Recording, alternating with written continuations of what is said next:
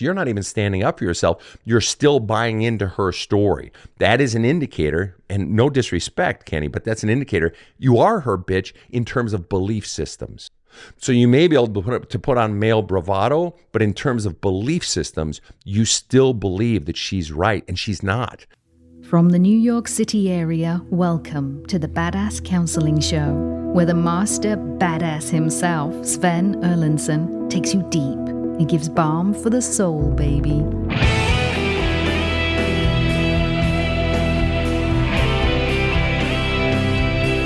Well, hello. It's great to have you here. This is the Badass Counseling Show that you have run across here, and this is a counseling episode of the Badass Counseling Show, not a lightning round. Those go out on Sundays. This is a Thursday episode show, whatever the day of week you're catching us. Whether you are checking in from southern Italy or northern British Columbia, or maybe you're over in Ontario or down on the bayou, or somehow in the Delta down there, it's just great to have you joining the show. We have listeners all over the U.S. and Canada and around the world, and not just English-speaking countries. And we're grateful for all of our listeners and the questions that you send in and your comments and so forth. You keep making this a better and better show, helping more and more people. I am very blessed. I have a great team that runs the show and enables me to do what small part I do. I've got Casey over in the booth, who is the creative force behind this podcast and runs the operations. And then, and she's silent tonight, but she is still in the house. And then I've got next to me Carly, the studio cat. And I also have Rob the Rocket. Rob, what say ye? Hey, Sven, good to see you as always. And we have a couple of men on the show today. I'm happy about that. I know. You know, it's an opportunity to expand the manosphere and to encourage oversharing. And as you know, we encourage oversharing on our show. And we encourage definitely the expansion of the manosphere. I didn't even know we were in the manosphere. We're men, but yeah. Yes. Are we not men? Yes, doing our best to deconstruct toxic masculinity or even old ideas of masculinity. Now you're talking. Pieces of it are still good. There are pieces I do appreciate. It's all good. Yes, like drinking out of water puddles, mud puddles, and that sort of thing. I had a doctor recently at a party, a mutual friend of ours. She was at a party, a physician, and we were talking about, and she's, I don't know, millennial or something. She was saying, I happened to mention, I don't know how it came up. Oh yeah, we drink out of mud puddles, and some of them even had oil in it. And she says, well, apart from the oil, drink out of mud puddles was actually probably good for you. Yeah, I said, shut up. She said, no, seriously. Are you serious, Rob? Yeah, why not? Build up immunities to the cost of gas. I don't know. I look forward to that day hitting. Well, Rob, we've got a couple of fellas, and as you know, we are in the business of doing what we do because we believe that healing shouldn't take a long time. So not that anybody's going to be cured or anything like that on our show, but we help to put a dent in things. We hope to put a dent in things. Tell us about Kenny. Let's start it out with Kenny this evening, Rob, if you would. Very well, Sven. Happy to. Kenny wrote in with the subject line, cheated on after 25 years together. Kenny's message was, she cheated on me one time emotionally 6 years ago, and that got caught very quickly by the other person's wife. And now she's been in a full-blown affair since when I found out last March, and I think it started back in October of 2024. We're now legally separated, and we have 2 teenage kids. She says this was an emotional affair only with no sex at all. I'm trying to figure out just what should I do. Kenny, welcome to the show. Thanks, Sven. Thank you. Yeah, you bet. Great to have you here. First of all, I want to say I'm so sorry. I have been there, and it's just fucking brutal. And being cheated on, any sort of cheating at all, even just knowing they're talking to someone or sending pictures or, the flirtations, unless flirtation is agreed on in advance, which some couples it is, but it's just fucking brutal. Let me ask you, sort of before we dive in, Kenny, what for you hurts the very most about, you can either say when you first found out, or what hurts the very most about the fact that your wife has been cheating on you now for basically almost 2 years? Man, Sven, it's really the lying and the sabotage of our vows and our wedding, which really gets to my core, honestly. It really bothers me. And when you say it bothers you, what above all else does it make you feel? Give me a feeling word or two, an actual feeling word. Just totally disappointed. I mean, that's really what it is. You know, I'm not an angry guy, but to do this to your spouse, I feel is just a slap in the face. And just out of curiosity, you say I'm not an angry guy, which totally great. God bless you. Nothing wrong with that. Would you say regarding that, just okay, now deviating off the cheating thing specifically and just going more in general, would you say that anger is the one of your emotions that you generally express least or have the least ability or willingness or desire to express, or just it doesn't come naturally?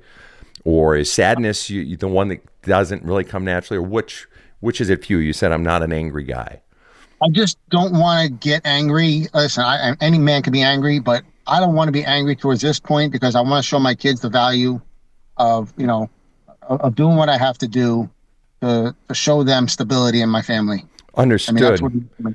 Understood. Okay. So then it's not so much that, so you weren't making sort of a blanket statement. It's not that I'm not an angry guy. It's that in this case, I'm trying to just sort of bottle that shit up so I don't have to let it spill out on the kids. Is that ballpark? Right. That's very accurate. Yes. Okay.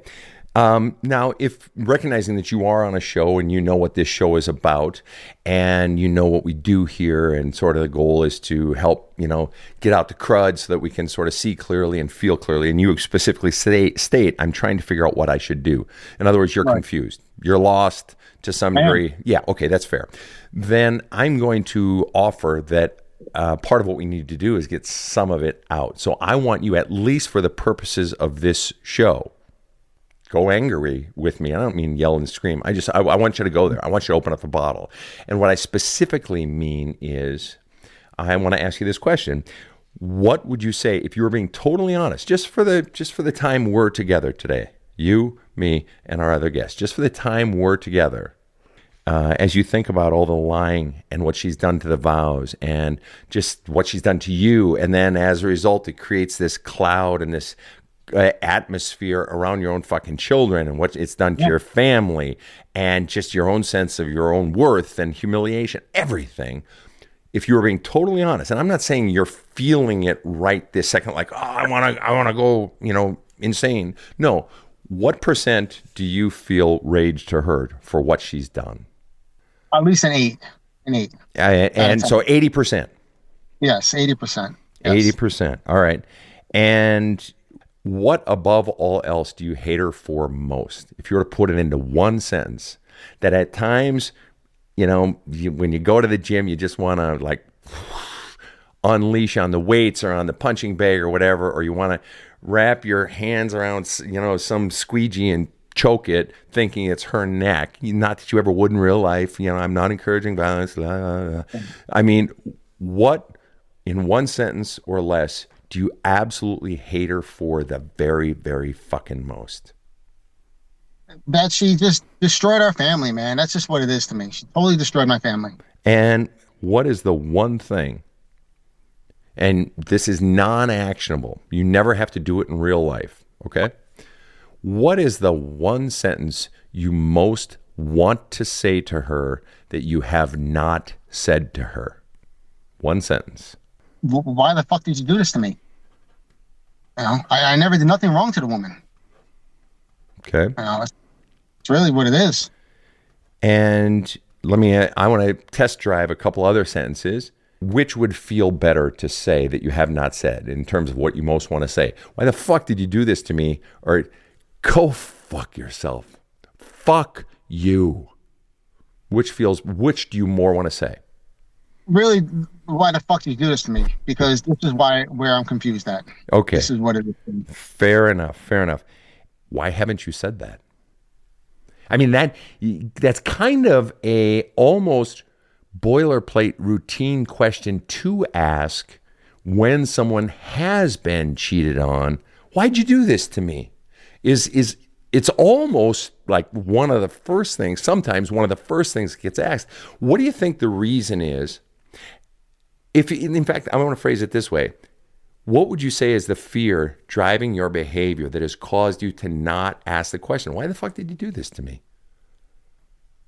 because I don't want to go into rage mode, man. And that's just what it is for me. Because, if I turn the switch on, then it's on. And I don't want to go to jail, man. And that's just really what it is. Okay, so then when you say to her, why the fuck did you do this to me? You're not wanting an answer. That symbolizes you expressing anger at her. You want to express anger at her, and you believe that sentence would most express your anger. It's not necessarily anything you want an answer to. Because if you wanted an answer, jail wouldn't be in the equation. It's just, why the fuck did you do this to me? And then you're waiting for the answer so that we can talk about it. But you're saying something different, aren't you? Yes. Gotcha. Okay. Then if I could give you one tip to think about, and then we're going to go over to our other guest here in just a second here. There's one thing I want you to think about. And I know you follow the show. I don't know if you've read any of the books yet. You need to read Cheating Sucks, by the way. I do have Cheating Sucks. Okay. I'm halfway through it. Okay, good, man. Are you doing the journaling exercises? Yeah, I'm getting there. I'm getting there. Okay. All right. That's the most important part. Here's the thing that's keeping you stuck. And this is the point of Cheating Sucks. One of the main points. What is keeping you stuck, Kenny, is that you're keeping all that shit bottled inside. And you think that if it comes out, it's going to come out on the kids. If it comes out, it's going to come out at her. All right? No, there are plenty of other options. To me, just right now, you said, why the fuck did you do this to me? You got it out with me right now. You got a little bit out. It was awesome.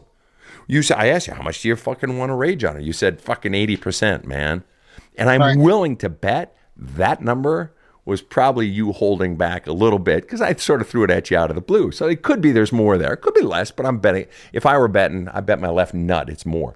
Anyway, so what you got to do, my man, is everything. You got to do a full court press on committing to letting out fucking all that fucking rage. In the gym, go to a fucking panic room and beat up a TV, pay the fucking $35 or whatever for 20 minutes, whatever you get. Fucking write her letters that you don't send. Unload. Because what happens when you bottle it up is eventually those bottles get full. And you are a love cup. There's only so much. And it's not going to stop now, especially if you guys, are, divorcing. You're separated, you got teenage kids, the teenage kids, all their shit. Because if you really want to help your kids are teenagers. They're fucking beautiful, wonderful kids, but they're fucking knuckleheads. Yep. I was a knucklehead. You were a knucklehead. My girlfriend was a knucklehead. Rob was a knucklehead. That's what a teenager is. And the only people that they have to help them, if they got a therapist, great. Otherwise, all they have are their knucklehead friends and you. Right. You're right. That means they need you fundamentally, basically, to be their therapist. At the very least, to be someone that they can talk to, that you can take the rocks out of their love cup without you getting fucking cranked up. And if you got your love cup full of your own shit and then you take that love cup or you take that rock out of theirs, now it's in yours. It's like, oh, fuck, all your gyros are going to be spinning. You're going to get all amped up, worried about them, anxious, telling them what to do, controlling and shit like, If you're going to be able to take on and take it from someone who literally spends all day, every day, taking on people's shit, man. All right. So the more you get your crud out, the more you're able to be present to your own children and hold them without agenda. You're right. You're right, man. All right, so I want you to think about that, but also for your own sense, because nothing is going to help you, to use your words, figure out what you should do. And that's the whole point of Cheating Sucks, is just declaring that limbo, which I love that you've got a separation right now. Good. You're giving yourself room to heal. The more you get all that crud out, that's the stuff that's keeping you all fucked up inside, and you're going to be able to center and act and think and feel from center, and it'll just be like, this, and now this, and boom, boom, boom. You'll be like riding that fucking wave. But it really requires trusting that getting the rage and the hatred and the anger and the disappointment and the sadness and the frustration and the broken heart, getting all that out, doesn't have to hurt a single soul. It's going to hurt you at first getting it out. It's going to be scary. It's going to hurt. But the more you do it, it's going to be like, oh, that's nice. I wish I would have spoken about 6 months ago, because you would have saw a different side of me then. No, and that's great. But I assume it was coming out, right? Is that what you're saying? Always coming up. Good, Oh, yeah. good. Now we just got to channel it in a direction that's, not doing any harm. But you got to understand, man, being cheated on and having shit like that come out, that's like as normal as accidentally hitting your fucking, thumb with a hammer and screaming bloody murder and yelling, all sorts of obscenities. I don't know nothing about this guy or anything. I have no clue who this person is. Right. And you hate him nonetheless, right? Absolutely. Absolutely. I can walk up to him every day for all I know. I have no idea who he is. Exactly. Right. So, so just think on that for a bit, and I'm going to shift over here. And Rob, can you tell us about skin? Certainly can. Sven Skin wrote in and said, I want to work through my lifelong trauma. At every turn in my life since childhood, my life has felt like it does nothing but kick me in the teeth, knock me down, and see how much I can take before I break.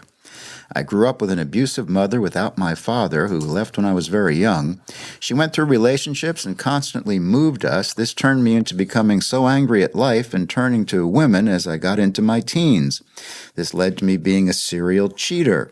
I had a daughter at age 20 with a woman who got pregnant on purpose while telling me she was on birth control, knowing my trauma with my father, that I'd never leave a child.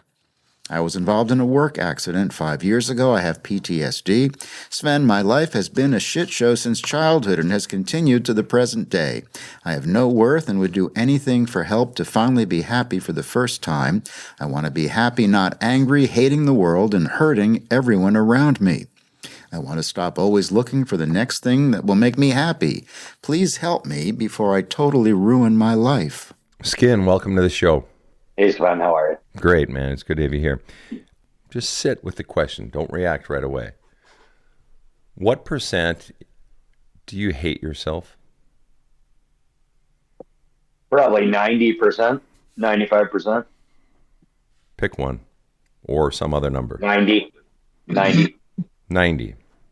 With that in mind, what was the most in your entire life, at any point in your life, that you ever hated yourself? Was it ever as much or more than 90%? It was probably 90%. 90%.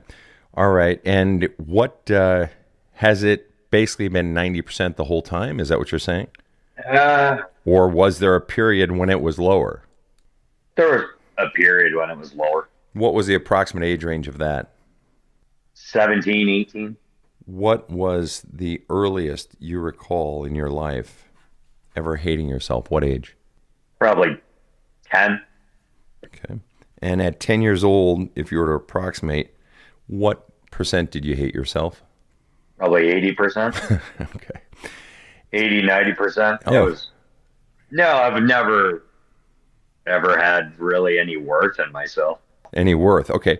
If it's at 80% at 10 years old, would it be reasonable for me to assume that it didn't just hit you overnight and it's like, oh, fuck, I hate myself today? That if and now permanently, basically, would it be reasonable to assume that 80% had been growing over time?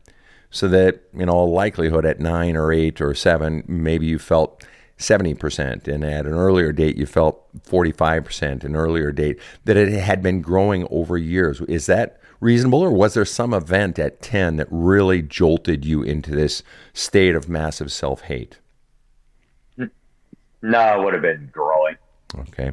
And so then if you were to speculate what your very, very earliest then was that it really started growing, or started, if you were to really sort of feel backwards, even if you can't remember a particular event or a thought, that you can feel backwards from 10 years old, what would you say would be the earliest?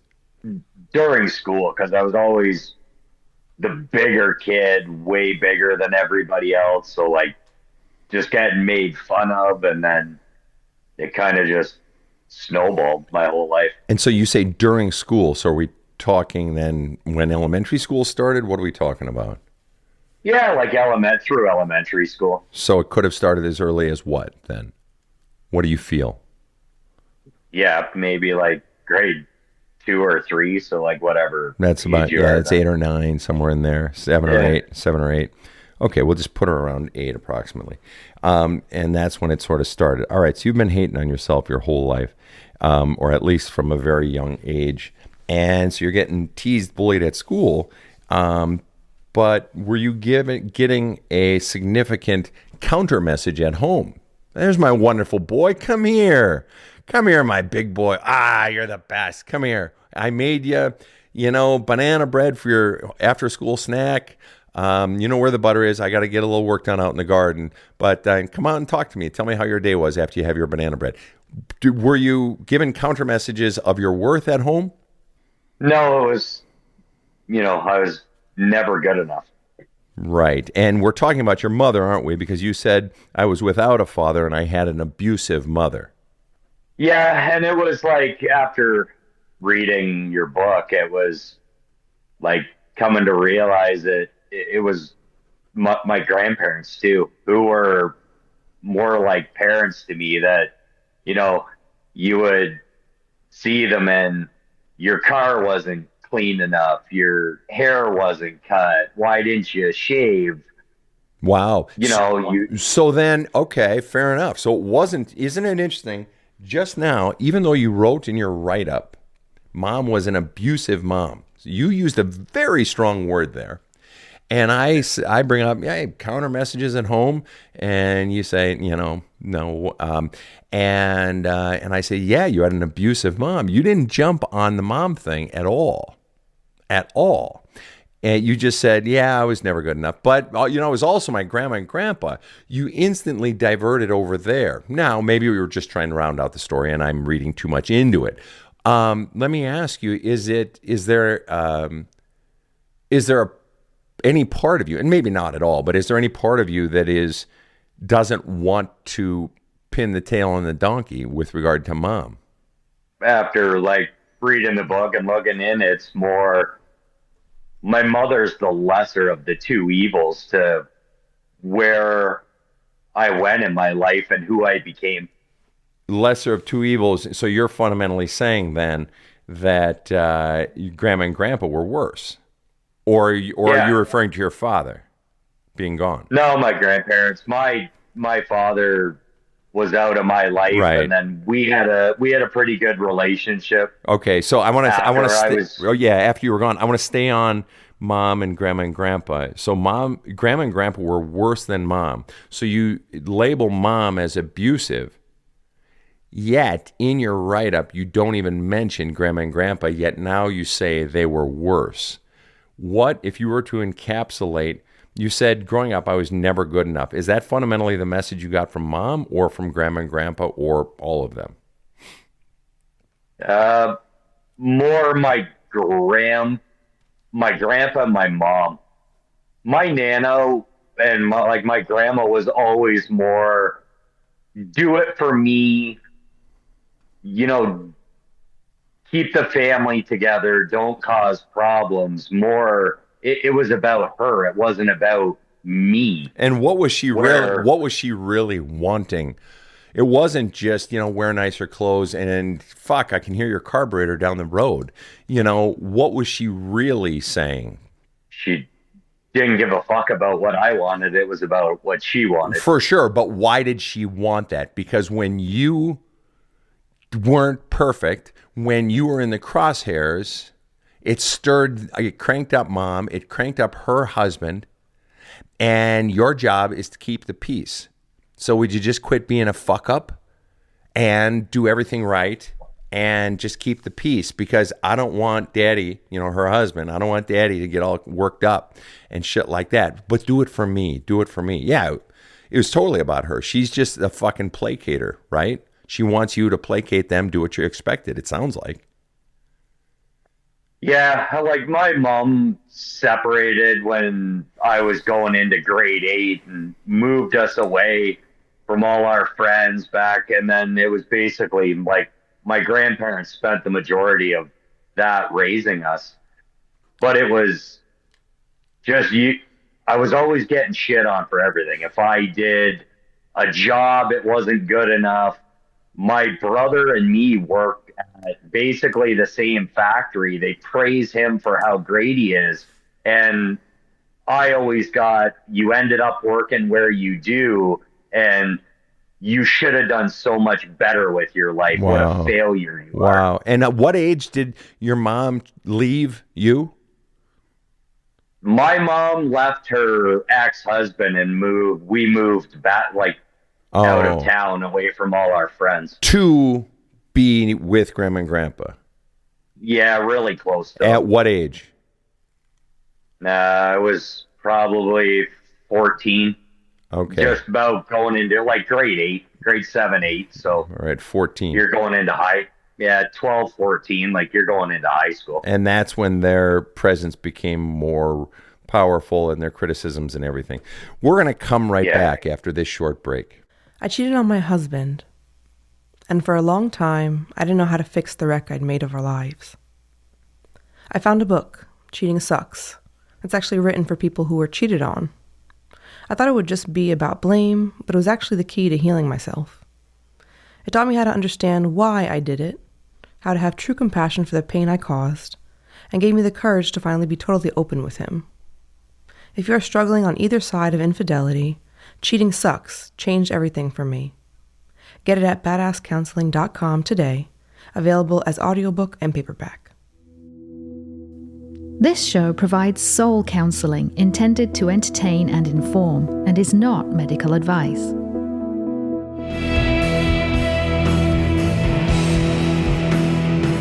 Now, back to the badass. We are back with Kenny and Skin. Skin, I want to follow up with one more question before I bump it back over to Kenny here. Question I want to follow up on is, what would you put the percentage of Grandma and Grandpa's negative influence in your life? What percentage was it at from 14 on? Their level of negative influence in your life?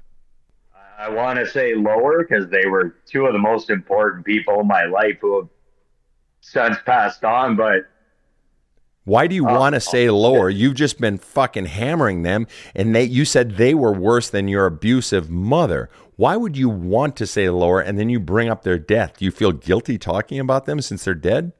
I feel guilty since reading the book that I put them both on a pedestal my whole life, and they were one of the biggest villains that got me to where I am.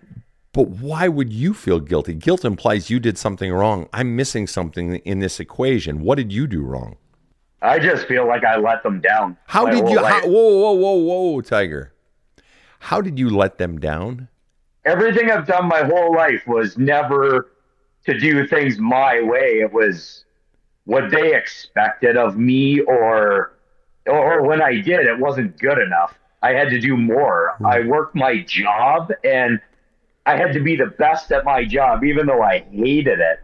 And doing that, I was involved in an accident. I had PTSD, and it's nothing in my life I've ever done has ever been good enough. And so you let them down because you didn't do better, and it was never good enough, and they always had the criticisms, and so you were a letdown to them. How old are you, Skin? 42. 42, right. And your child is, about 22? I have 3 girls. I have 22-year-old, okay. One's 15, and one's 10.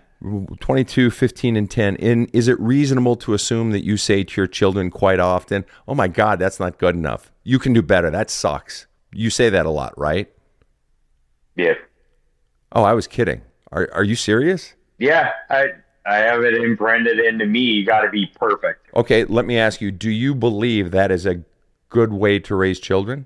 No, and I don't. I just, with my girls, I just want them to be the best that they can be no matter what. And even if you get kicked in the face, just put in the effort. To be the best, are they living their lives to please you? No, I don't expect them to be the best at what they do. Just if you just said, I expect you to do your best, right? Yeah. Right. But I'm asking a question. I asked you, do you use that same technique of sort of, that wasn't good enough, you need to do better, and so forth? And you said yes. Yeah, I think at times I do. Okay, so then it's not do your best. It's do good enough for me. Because how would you know if they're doing their best? In other words, they're being criticized. You are employing the exact same technique that you were parented by. Yeah. And let me ask you, was that a good parenting technique? Did that work for you, being parented that way by your grandparents and by your mother? No. Right. You have just acknowledged it's not a good parenting technique, and yet here you are letting yourself down by doing something that you know is not a good parenting technique. And your daughters live in fear of letting you down and your criticism. How does that feel? It's a tough pill to swallow. Mm-hmm. And you have an opportunity because your children, and I know you're crying right now, and that's good. Good man. You have an opportunity because your oldest child is 22. You're 42. You have the opportunity to do at 22 what no one did for you at 22. And that is change. That is to begin to be an instrument of love and change in your daughter's life. She's not going to believe it at first, but it's to begin to help her realize I have fucked up. And I'm going to start to change. Don't say I've changed, because you haven't. I am changing. But it didn't work for you. You acknowledge that. And the truth is this. You feel guilty that you let your grandparents down. Fuck that. They let you down. You worked hard. You had to become the best. And I assume you did. You did all this stuff. And they still didn't give you praise. So in other words, you were just intrinsically not good enough. What a load of shit. Kenny, do you have kids? How old are your kids, Kenny? 15 and 14. Kenny, you heard what I was just talking about there. And I'm not saying this up, bring this up to, make you look bad, Skin. I'm just bringing it up to bring another man into the conversation, all right? Kenny, on that issue that I was discussing with Skin, how do you parent your kids? I parent my kids great. And I would love But to I mean, on interject. this issue of criticizing, and I expect more, and you got to do better, and that wasn't good enough. I don't do that. How were you parented growing up? I was in a very lovable house, and I love my parents very much so. Okay, and so they were encouraging, and then? Yes, and my ex, if she was in the room right now, she would be talking just like Skin, exactly like him, because that's what she grew up in. Okay. And that's what bothers me more than anything. And I feel bad. do you believe there's a connection yourself, being on the receiving end of being with a cheater, your wife? Do you believe there's any sort of connection yourself between having those messages inside that you're not good enough and you're not lovable the way you are and you need to please me because who you are isn't good enough? Do you think there might be a connection between that and the cheating? I can't say so. I mean, I just feel my heart is so big all the time, and that's my problem, that I oversee everything. That's what I feel. All right. So, and let me ask you then, if there were a fear, that were causing you to not want to see the faults in her and her not doing the work. See, we're in the presence of Skin right now, who is a cheater who's actually trying to change. Ballsy move, especially coming on this motherfucking show. Yeah. Right. He's admitting I have hurt people and I want to stop. Massive act of courage. So what is the fear in you that might be keeping you from looking at the fullness of the truth, that only wants to look at the good? What is the fear? That if I don't, I might lose her? Or what? I did everything I could possibly do to try to fix what I did here. What she did. Wait, whoa! Did you catch that, Rob? Did you What she just? Well, yeah, but listen to what the fuck just slipped out of your pie hole. I did everything I could to try to fix what I did. Now, maybe there's no meaning to that at all, but you got to admit that's fucking interesting that just came out of your mouth. So I just go ahead. She said that I wasn't emotionally there for her. That's what it was. I never cheated on her, but I wasn't emotionally there for her. That's where it all comes from. Okay. All right. Well, let's just run with that little pet theory of hers. You weren't emotionally there. If that were true, what percent would you say it is true? Probably 80%. 80%. I wasn't emotionally there for her. Okay. Are you aware of the fact that there are millions of marriages across the world and billions, maybe that's too big a number, I don't know, in the history of time where someone wasn't emotionally available for their partner and where that partner, who you're not meeting my needs emotionally, Kenny, but rather than now I, Susie Q, am going to go out and hump Johnny the Milkman, instead, I'm going to reach into the basket of options and I'm going to go to therapy together. Or I'm going to just get a separation like Skin is doing. Or I'm going to go talk to a wise old person to counsel me through it. Or at the very least, I'm just going to get a divorce first. There are plenty of people who have emotionally distant spouses who don't cheat. But she's saying because you did cheat, or because you were emotionally absent, I had to cheat. It's a one-to-one correlation. It's like, come on. You turn on the hot water comes out. Don't be a dumb fuck. Obviously, Kenny, you fucking numbnuts. You do this, hot water comes out. What are you, fucking stupid? Of course. That's just the dumbest argument ever. That's just what it is. Honestly, that's, I didn't tell her she's beautiful every day. I didn't buy her flowers and stupid shit like this. That's what I worked hard. I provided for my family. Which is a great start. And I agree that being, and the flowers every day, I don't buy my girlfriend flowers every day, but there are other ways to be emotionally present. It's, how was your day, and listening and caring and, just spending time together. And boy, that must be hard. What's going on with your mom right now? Or, whatever. I learned my lesson through this whole thing. Absolutely. But that still doesn't excuse the cheating. We're talking about, she is linking together apples and elephants. You're right. There is no causation between the two. Right. And so you being not emotionally present, it's just like, okay, you acknowledge it. So then the question becomes, well, okay, so going back to, I've done everything I did to fix what I did, basically, and she's still not coming back. In other words, you still believe you are at fault for the fucking cheating. I guess, yeah. Right. I couldn't be, but yeah. Well, and you know what this is? In all honesty, what this is she has you believing her shit. She has you believing that she cheated because of you, that you are at fault. You are the reason I cheated. She has you believing that. You still fucking believe it by the mere fact that you said, I have done everything I can to fix what I did. Right. Yeah. Right. You still believe it. And that's just her fucking excuse for getting away from, taking responsibility. The truth is, she could have chosen other options and she didn't. She chose to blow shit up. And I told her that. I said, you never came to me and told me we have a problem. And I said, you never did. And her response? She didn't give me a response. Of course.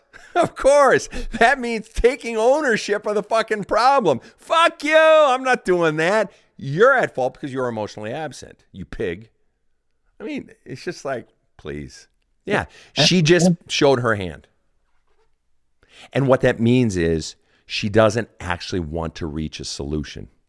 She wants, to use the words of kids nowadays, she wants you to be her bitch. Oh.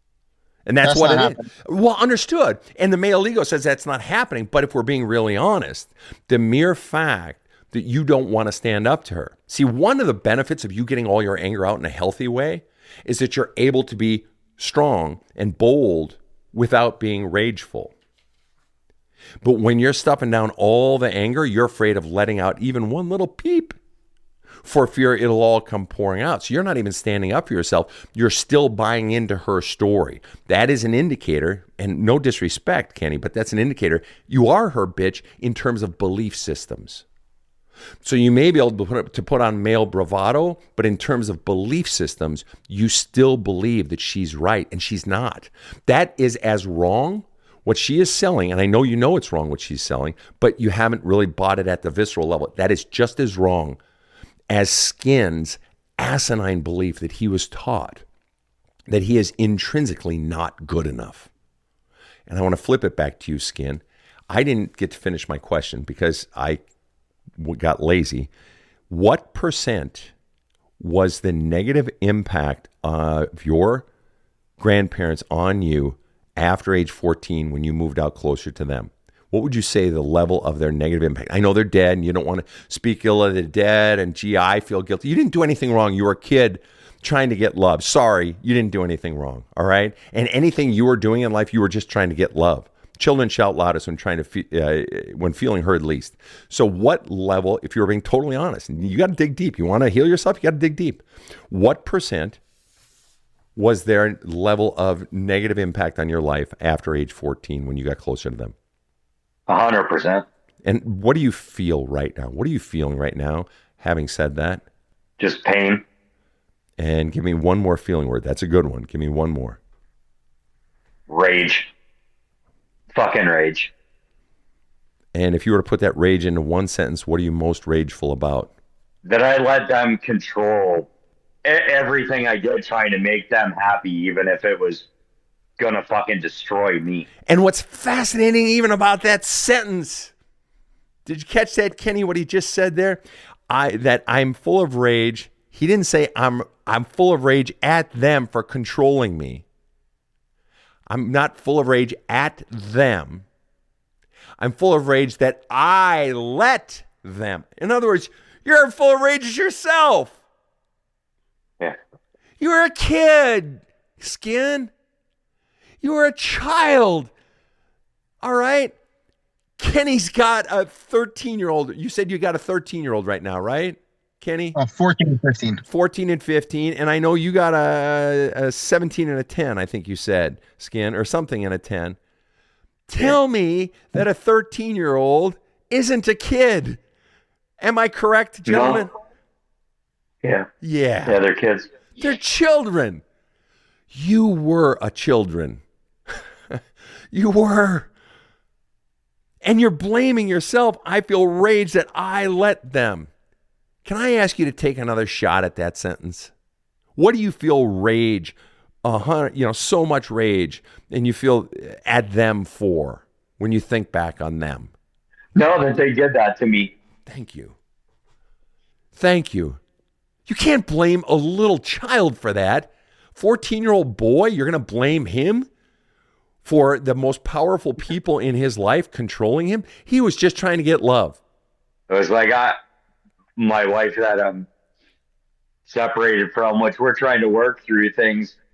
The only reason that I married her is because I have nothing against marriage. I just don't hold value in it. I think you can be with somebody you love forever and not have to do the marriage. The only reason you married her is because she got pregnant and went off the pill or whatever. No, this is my second wife. My grandmother made me promise her every time I saw her that I would get married before she died. Oh, for the love of Christ.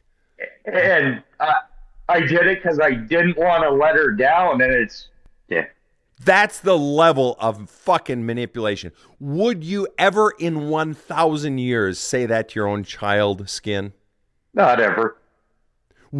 Better question, if one of your parents were alive and active, and maybe they are, but active in your children's lives, would you ever let anyone say that to your children? No, not fucking ever. So that is full acknowledgement. The fact that you would never allow that is full acknowledgement of how wrong it was what they did. You would never let somebody do that to your kids. That is acknowledgement of how bad it was. Now, what percent was their level of negative influence in your life before age 14? Like at age 10, or let's say randomly age 8. What was Grandma and Grandpa's level of negative influence in your life at, say, age 8? Probably maybe 50%. 50%. Because we didn't live close to them, but yeah, if you were on vacation or something, it was oh, you're getting fat. Oh, you need to do better at sports, even though I was a great athlete. Sure. It was always, So you saw them like on vacations or just occasionally?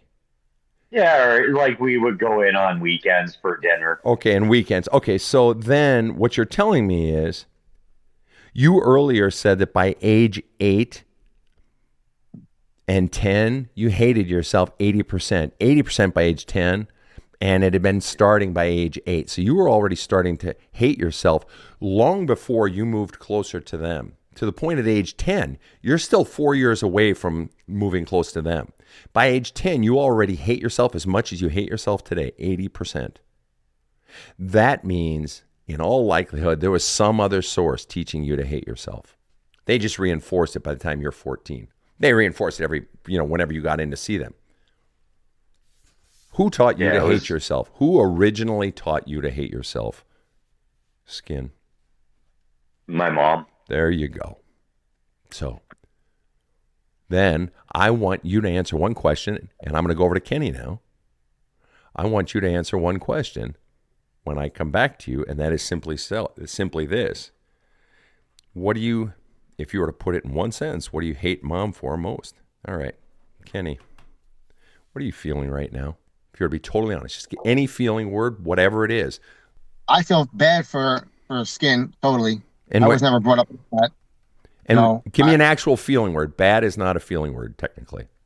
I feel sorry. I just feel like hurt. Like it's unreal how parents do this to their kids. It really is. Agreed. Okay, and that's very gracious, and that you have a warm heart. Flipping it back to yourself, as you think about what we've been talking about with regards to you, Kenny, what are you feeling?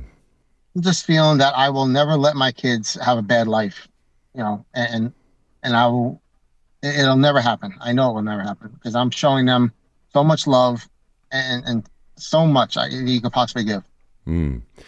What do you think, as you bring that up, what would you say has been the biggest impact on your kids so far of all that's been going on between you and your wife? That honestly, when she's not around the house, there's peace. Why is there not peace when she is around? Because she's analyzing everything and nothing's good for nobody in that house. Oh, whoa. You didn't say nothing's good. I expected you to say nothing's good that I ever do. So she's always picking on me and the kids are in the middle of sort of our little shitstorm. But you didn't say that. It's the laundry isn't right for the kids, or why they leave a mess. Why can't they do this? Why this? And why, what do you think or what do you feel about your wife pecking at your kids, criticizing like that? It's just shit out of me. And I tell her so many times, can you stop? And her response? For the most part, she walks away when I say something.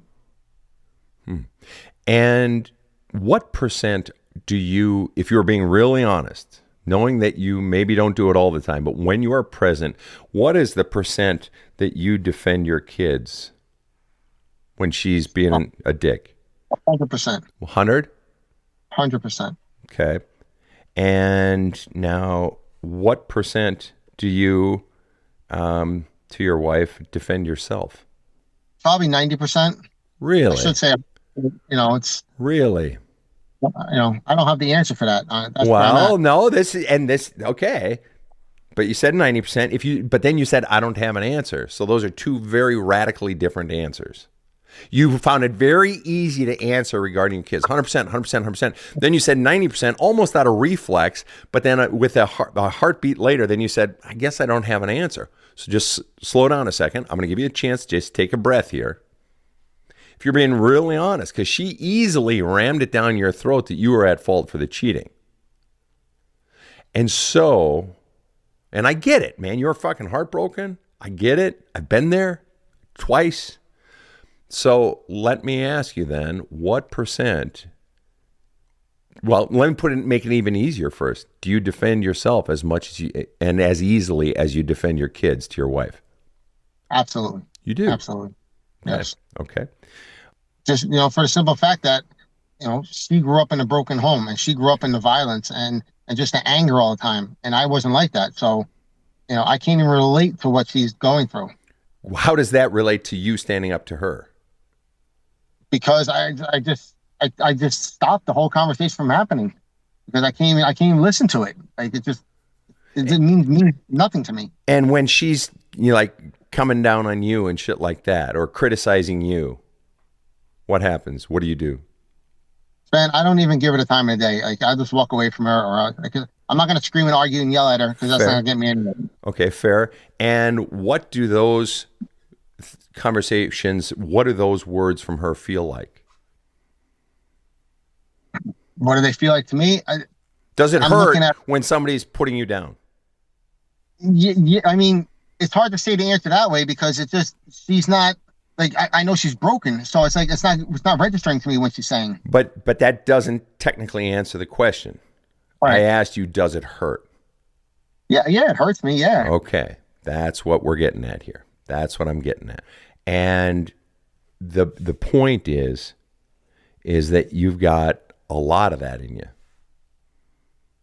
You got a lot of that hurt, because if she's like that now, and even to the point where she's that way with her kids, that tells me she's been that way for a while. You guys have been together for a long time. She didn't just start fucking criticizing and, telling you these things that are wrong with you. She didn't start that overnight. In fact, she's right. And so those things that she's been saying have been hitting you, and those hurt. And that feels like pain. But if we don't know what to do with it, if we're not getting it out, that means it's still in us. And that shit builds up. Right? And like that anger, that pain, that sadness, that hurt, that shit's got to come out in a good way. I mean, in a healthy fucking way. Right. And you can do right by the kids, but obviously, you want a relationship where you're doing right by, your wife too, right? Right. Right. What is it in this whole situation with your wife, having been cheating on you for 2 years? You say, I'm trying to figure out what I should do. What is it in this whole situation you most want to do? In one sentence or less. I'm not saying you have to do it. I'm just curious. What do you most want to do? Deep down, it's like, I want the picture back together again. But okay, that's fair. That's what you want to have happen. Right. But you can't control that. Of all the things you can do, what do you most want to do? Given the lay of the land as it stands, what do you most want to do? I just want to give my kids the best life. I mean, that's all I can do. That's what I can do. I can't control her anymore. I don't know what she's going to do. Okay. And what do you most want to do? That's good. Giving my kids the best life. God bless you. That's terrific. What do you most want to do regarding your relationship with your wife? Do. The divorce is imminent. So I know it's imminent. And when you say it's imminent, that says she's driving it. Absolutely. Okay, you didn't say I'm getting a divorce. You said it's imminent. So this is happening. I do not want the divorce is what I hear you saying. This is where I'm confused at. All right, that's where I'm confused. What are you confused about?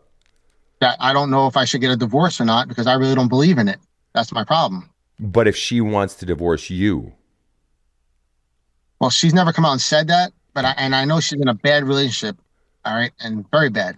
But she's fucked up. But you said it's imminent. Yeah, because I can't take this anymore, because I'm not getting any answers. But I said, but you're not divorcing her, she's divorcing you. You said, yeah. So and you don't want a divorce, so you want to stay married.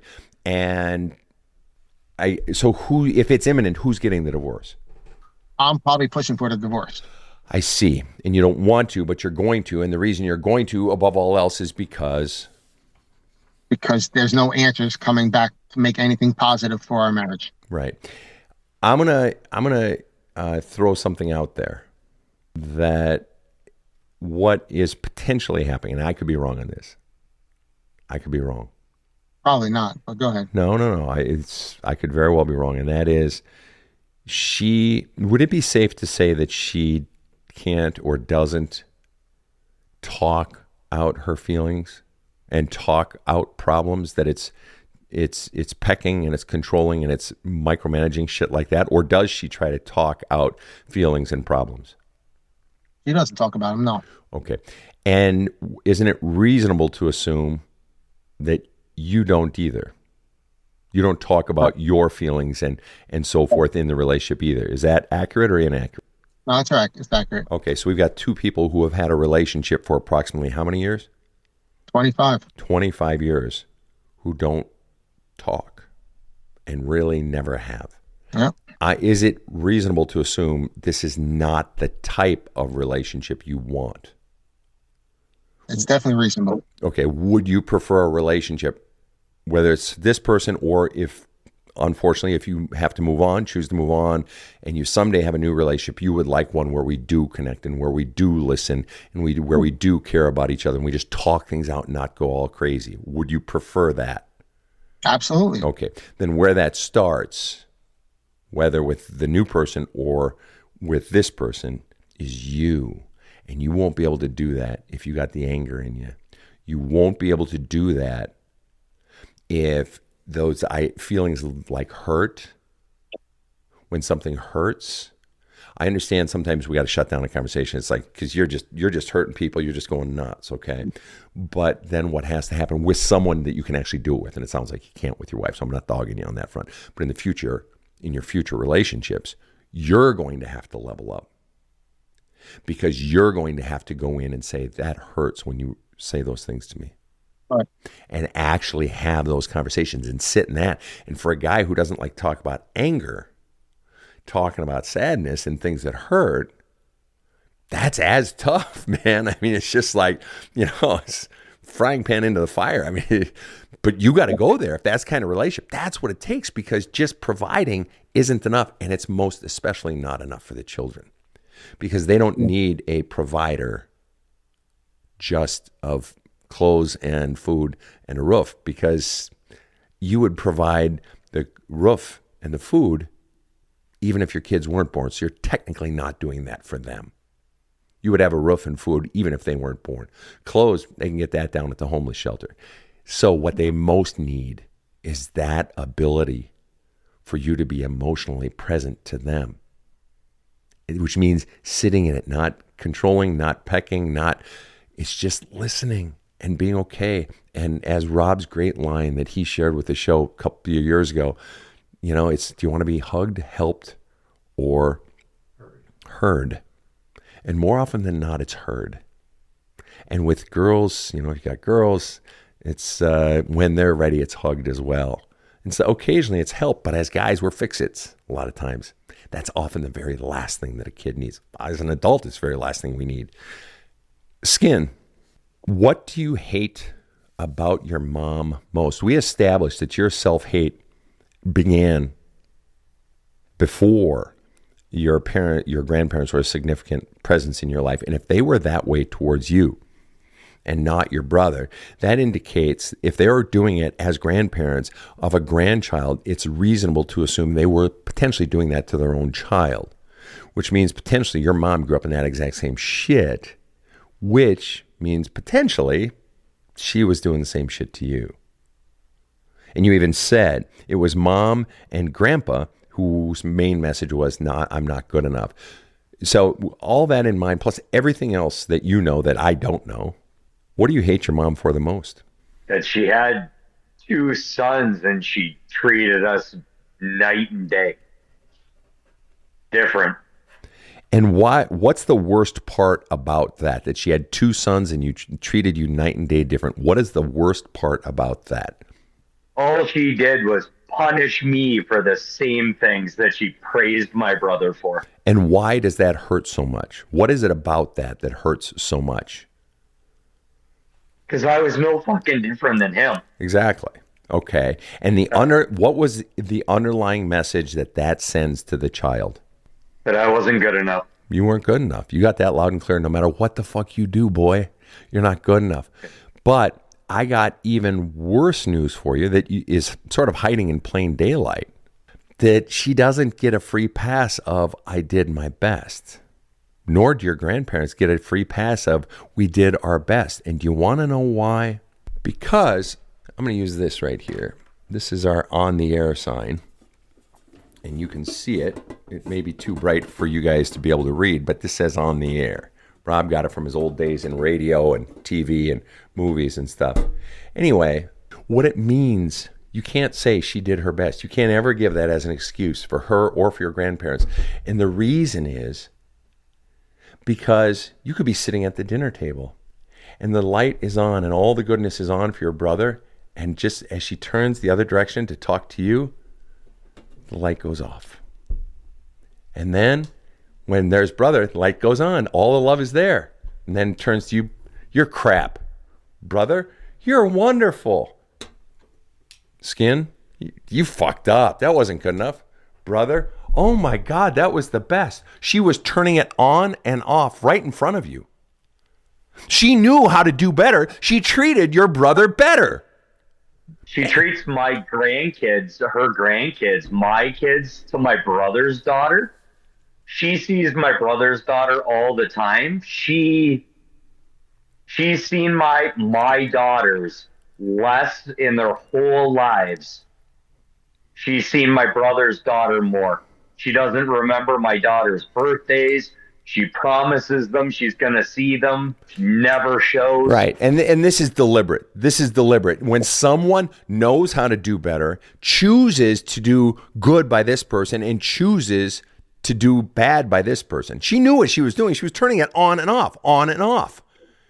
When someone chooses to do bad by someone, and then when someone chooses to do bad by their own child, you were a child, and then chooses to do bad by their own grandchildren, we call that malice.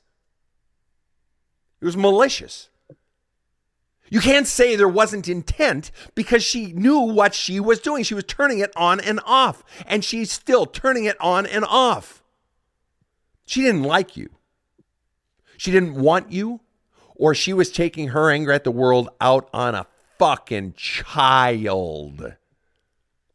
And she made you believe that you were the problem. Is there any chance in heaven or hell that any of your 3 children is intrinsically unlovable? Not at all. Is there any chance in heaven or hell that any of your 3 kids are intrinsically not good enough? Not ever. Exactly. My daughters are everything to me. They're beautiful just the way they are. Not because they don't have to earn it. Yeah, you want them to be happy. You want them to strive. If you're going to pick something, then, work hard at it. And, if you fail, fuck it. Who cares, man? I've failed at millions of things in my life. And as Michael Jordan says, because I fail, that is why I succeed at other things. You just keep pecking away. But the point is, she taught a child to hate himself. By age 8, you were already hating yourself. Thanks, Mom. Thanks, Mom. Sure, you got bullied a bit at school, but I've had plenty of clients and friends and people I've known over the years. I'm sure Kenny got some picked on at school. I'm sure, but guess what? Motherfucker was getting love at home. It's getting love at home. And yeah, some of that picking on hurts. It does. But man, if you got a counter message of love and you have worth and you are my child in whom I am well pleased, that goes a long fucking way, and you didn't get that. She taught you to hate yourself. And it was bullshit from the beginning, because it is literally impossible for a child to be unlovable.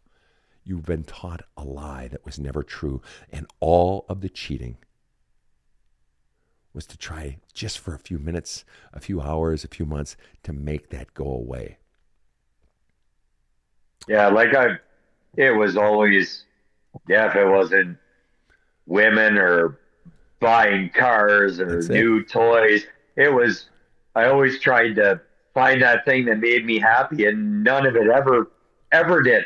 Well, for a moment, maybe, but then there's the crash, man. It's just like getting high. There's the crash, or just like getting hammered. There's the hangover. And it's been my whole life, and I just want it to stop. Skin, the way you get it to stop is by reverse engineering it. You don't get happy by trying to do more things, as I talk about in the book, by trying to do the next thing to make you happy. You do it by getting out the core messages that are making you hate yourself. Yeah, the hardest part for me is I've read through the book, and every time I go to do the journaling stuff, I can say it in my head and I know the shit, but when I go to put it on paper, I I don't do it because if I do it, it makes it real. Yeah, and it's time to finally now, at 42 years old, finally look at the truth, all of it. And Kenny, this goes for you too. And this goes for the truth of who you are, that I do have rage, and the truth of I need to get it out, and the truth of I am so fucking angry at my wife and I need to get it all out. You don't have to get 1 ounce of it out at the living, breathing person, but it all has to come out. But it's not just the feelings, gentlemen, that in those journaling exercises, and Kenny, if you haven't done Love Cup, you need to do that one next. I'm going to get on it, the journals, for sure. Yeah, the journals, and then I know you're doing Cheating Sucks, but then the other one is Love Cup. That's where the rubber hits the road. You have to make it real before you can actually solve it.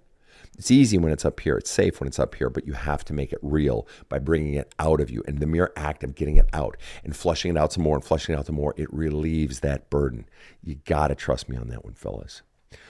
All right, Rob, thoughts? It's good to overshare, isn't it? It's great when men have other men friends, be able to talk that way and openly. And, women seem to have a much easier time with that. They can talk for hours. But with guys, it's hard. But when you do, what benefits are fabulous. Well, and what's interesting is, some women are better at it.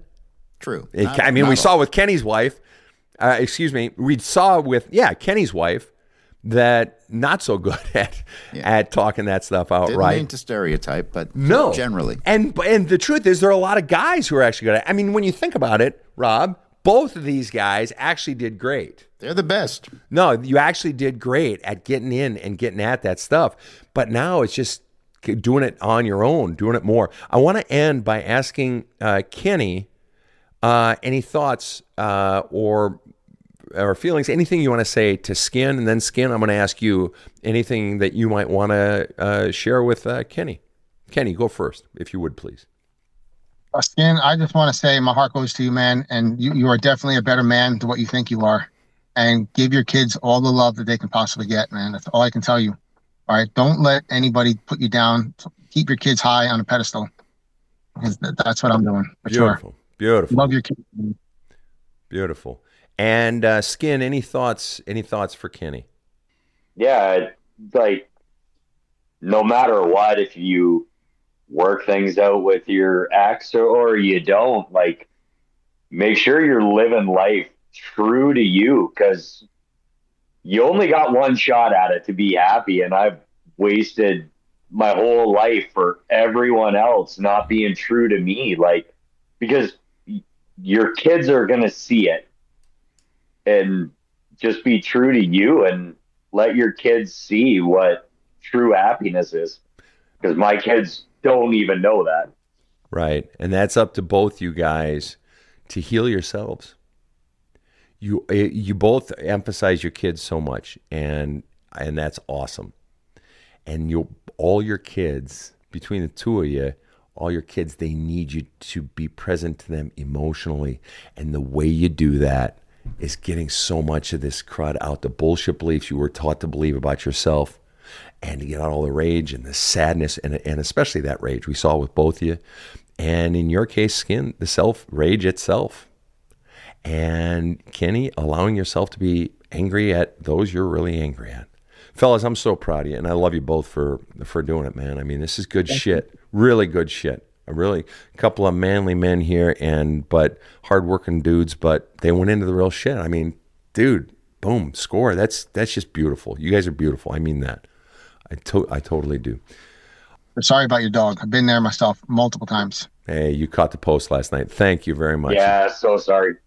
All right. Appreciate that, fellas, very, very much. Yeah, it was a hard one. Tom was a cute little bunny, and he was 5 pounds. And when he'd go through the thick grass, he bounced. He didn't run. He just bounced, and his ears would flop. And it's just, man, it's tough. It's tough. Thanks, fellas. I appreciate that a lot. Love you, man. And so on behalf of my team, Rob the Rocket and KC over in the booth, to all of you listening around the world, wow. A couple of beautiful men opening their hearts. It's a beautiful one. It gives me hope for the world. Slay your demons. Have a kick-ass day. The Badass Counseling Show is strictly copyrighted.